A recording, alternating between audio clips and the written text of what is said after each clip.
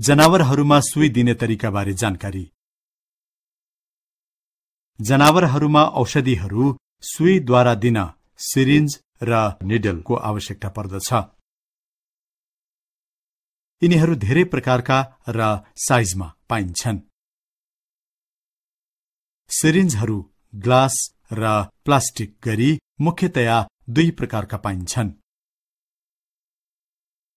सामान्यतया पशुसँग काम गर्दा प्लास्टिकको सिरिन्ज नै राम्रो मानिन्छ, किनकि जब पशु चल्छ सिरिन्ज खसेर फुट्ने डर हुन्छ। तर प्लास्टिकको सिरिन्ज प्राय गरी फुट्दैन।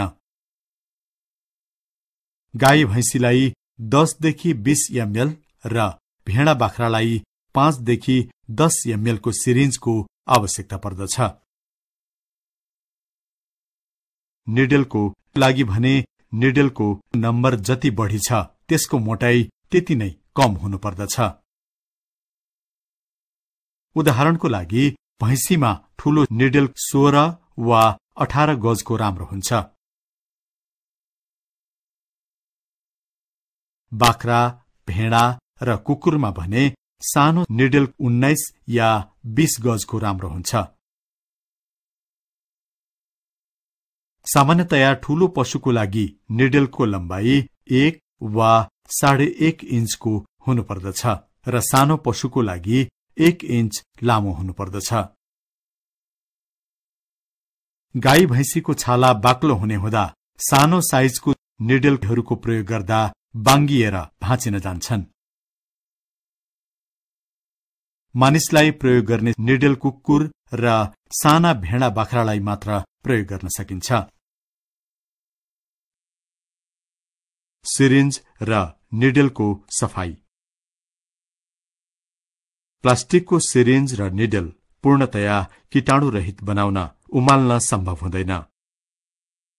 यसो गर्दा सिरिन्ज मात्र खराब हुन जान्छ। तथापि तिनीहरूलाई जतिसक्दो सफा राख्नुपर्दछ।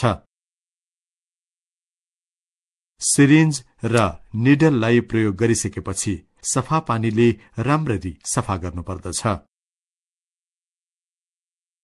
व्यस्त क्लिनिकहरूमा जहाँ तिनीहरूको धेरै प्रयोग हुन्छ त्यहाँ सेभलन पानीमा डुबाएर राख्नुपर्दछ।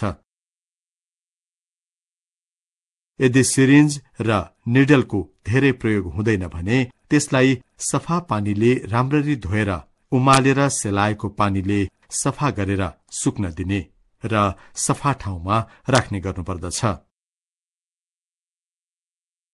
जब फेरि सिरिन्ज र निडलको प्रयोग गर्ने बेला हुन्छ त्यसलाई पुनः उमालेर सेलाएको पानीले सफा गर्नुपर्दछ। प्रयोग गरेको बेलामा सिरिन्जमा कुनै रासायनिक पदार्थ लागेको हुनु हुँदैन।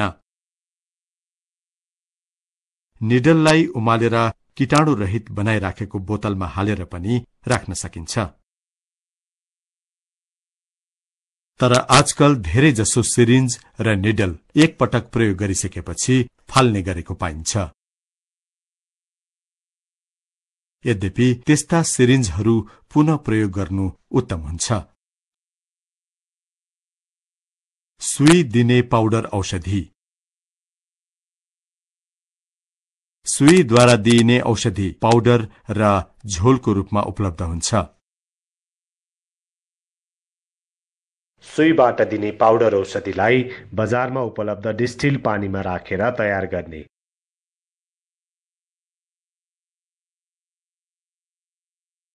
यसको लागि सर्वप्रथम पाउडर कति पानीमा मिसाउनु पर्ने हो यकिन गर्नुपर्दछ। यदि हामीले औषधि धेरै बाक्लो बनायौं भने सियोको पाल थुनिन्छ।